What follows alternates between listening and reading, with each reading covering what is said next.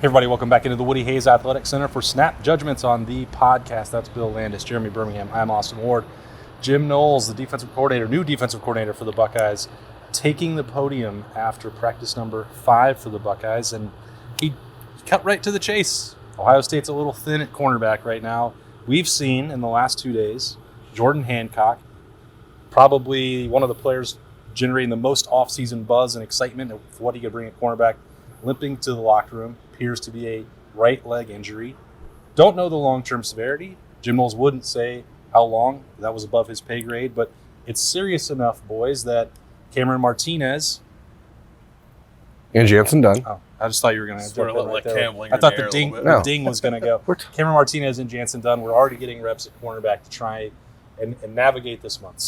But I don't think that's necessarily just because of a potential issue for Jordan Hancock, who was still in uniform, who still was practicing, clearly not full go, but it's not I don't want people to get freaked out. It's not serious enough that the guy was like not out here or not in uniform.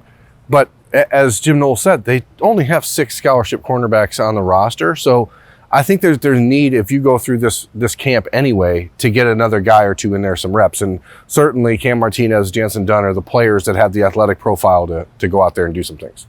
I just can't believe that Jake Seibert's not getting more of a look as a potential guy who actually plays on the field at cornerback. But that underscores the severity of the situation. Right, that was the case before camp started. 6 is not enough. I think they probably rather have 8, and 6 is even more alarming when you consider there's 2 veterans with Cam Brown and Denzel Burke, and then it's a bunch of guys who've never really played before. So there's kind of dire straits before that.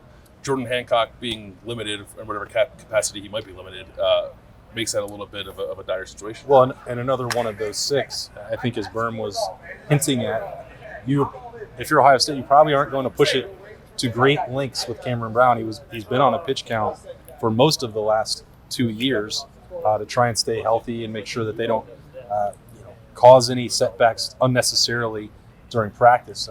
Bill, you caught the other day that when we saw that first 11, Cameron Brown was still out there going through the drills. But, as you get deeper into camp and scrimmage settings, Cameron Brown probably isn't going to need those reps. So then that you remove one more from the equation, and then it gets hard to just get through practice. That's a strange and delicate situation at cornerback and not an easy one for a defense that's going to be driven in the secondary. Yeah, but it's driven by the safeties. Okay, so my mistake. Corners doesn't even matter. Got it. All right. Well, that's where we start. Where else do we go now? There was one thing Jim Knowles said that really stood out to me. It was about Cam Martinez. I'm just kidding. No. I gave you the window. I know. I wanted to circle back. That's called, bringing it back around. Okay. No, but he said that this defense, from the minute that he got here with Ohio State from his time at Oklahoma State, said that the guys in his defensive locker room were tired of being pointed at. They were tired of being held basically as the reason that national championships haven't happened here in the last few years.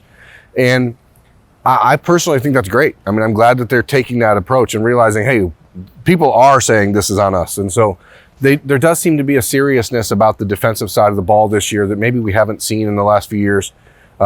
Whether it's because you do have veterans like Jerron Cage and Teron Vincent that are maybe a little bit less jovial, a little less bubbly personalities out here.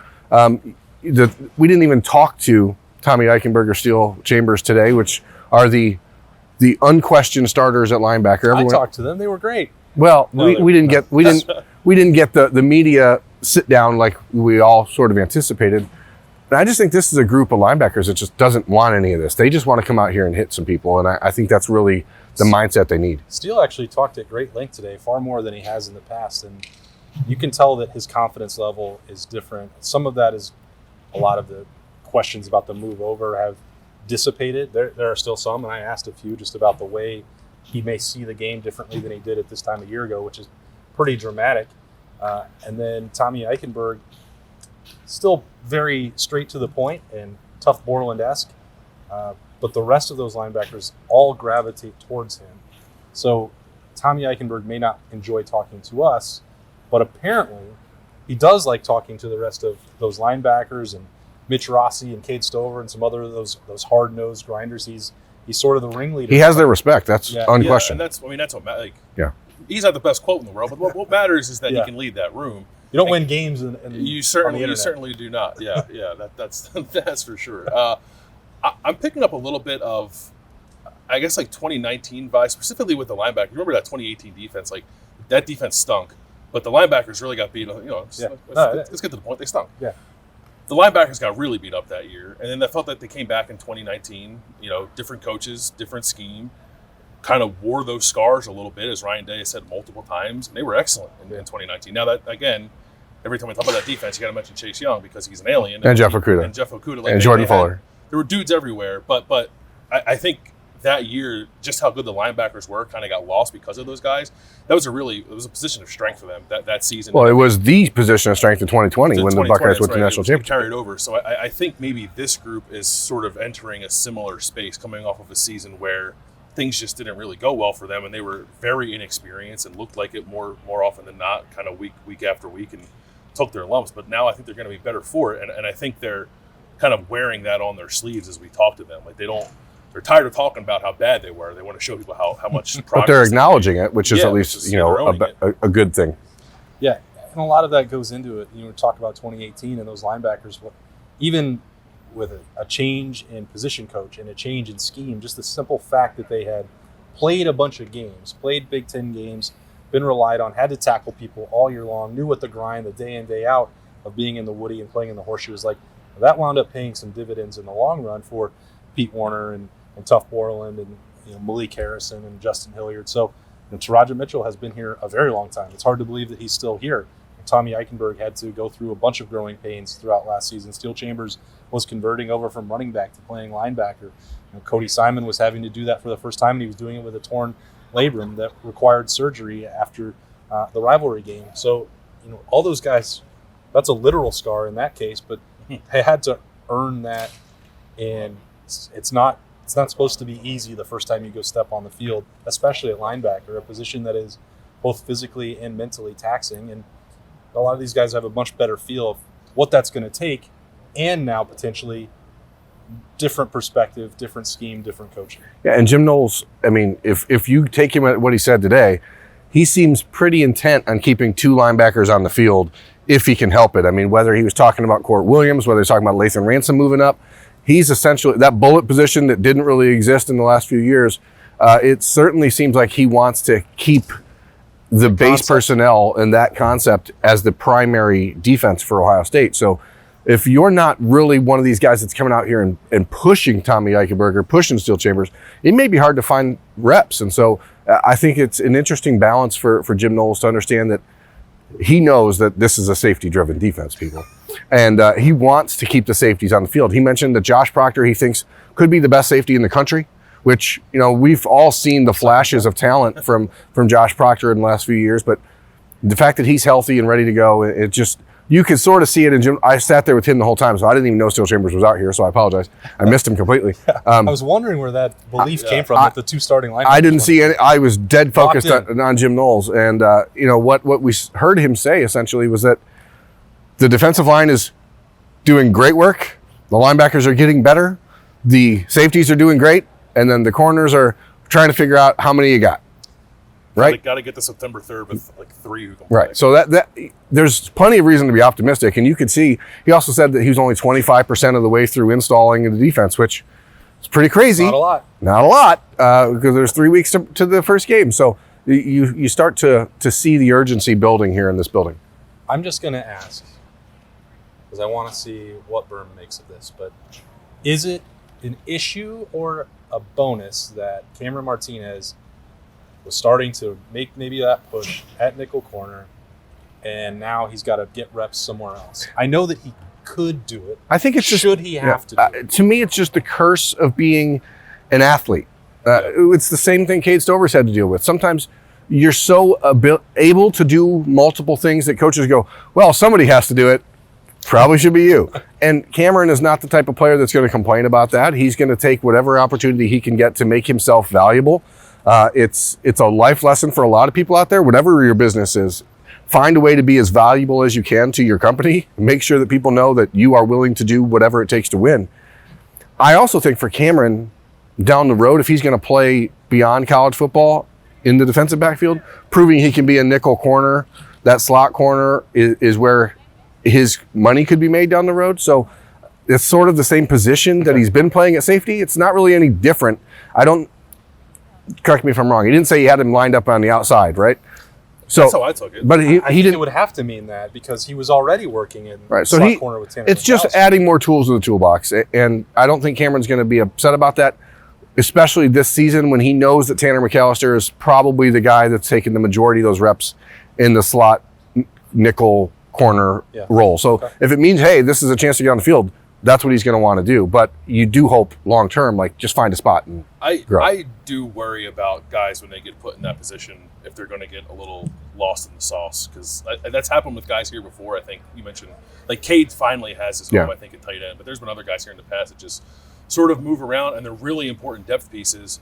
But it turns out you never really need to dip into that depth, and meanwhile, they don't get on the field at the position you thought maybe might be their most natural position. And Cam still got a lot of time here, I think, to kind of figure that out. But I was envisioning him as a guy who could potentially be the starting nickel at some point this year. I just think that highly of him. Yeah. And now if you're viewing him as like your emergency corner. But I don't think that hurts that role. I think it shows that, hey, I can also do this. So it's more reasons to be on the field. I think you're right that it can help him long term in terms of showing versatility to the NFL when he ultimately gets to that level. But if I'm him, I want like the cleanest path to the field possible, and I don't know if like being the fourth corner is a better spot for him than being the second. Do you wonder if there's like a bargaining chip happening? Like, okay, I'm willing to do this if I'm the first team punt returner. You know, like I think that's how I would handle it. I'd be like, look, I understand you guys are in a bit of a pickle, but I want to touch the football, so I want to be first team punt returner. Have you heard of the transfer portal? No, what's that?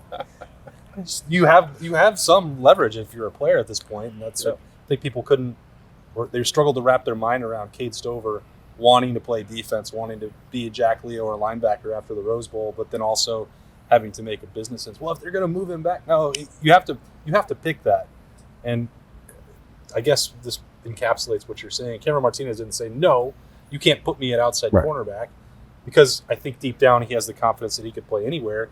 Cody Simon talked about this. He's known, Cameron for a long time, and I think they were roommates initially, or have spent some time. He's like, well, that's not the guy that I know who would complain about any of that. And we think he could play anywhere. And if they asked him to play linebacker, he would. So that's all part of it. Or wide receiver, or running back, or quarterback. I mean, that's just football. Jim Knowles again. Went on a brief little soliloquy about Cameron today. It was about 2 minutes long. I'll cut that up and we'll put that out on all socials later.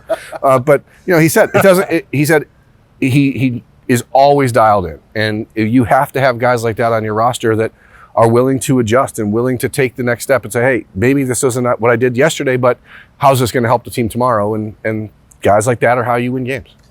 And maybe the other factor that would open up the possibility for Cameron Martinez elsewhere is the fact that Lathan Ransom is back thanks to the advances in modern medicine and playing all three safety spots and once again generating the sort of high-end buzz that I think a lot of us thought he could reach, and then you wondered what was the leg injury going to do? Could he rediscover that? You add that piece into it, then the calculus gets a little more complicated again. I was actually a little surprised to hear that, because the word on Lathan, as he was making his comeback, and we all kind of figured he'd be ready for camp, was that he was going to be playing more of the two deep safety positions and not necessarily playing at nickel. Mm-hmm.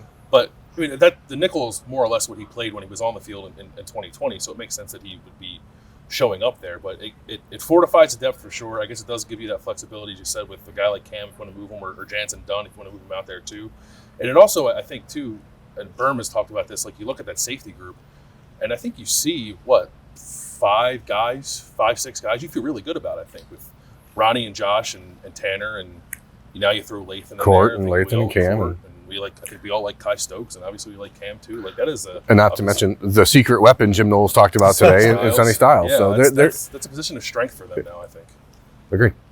Flexibility. Jim Knowles, just a fascinating press conference. I mean, so you get with guys from Philly, you know what I mean? It's a little dangerous though, and reckless to call a high school senior a secret weapon, because it's going to get now 100 headlines being called. There are going to be a lot of secret weapons. The secret weapon headline in a safety-driven defense. I love it. I mean, it's great for those headlines.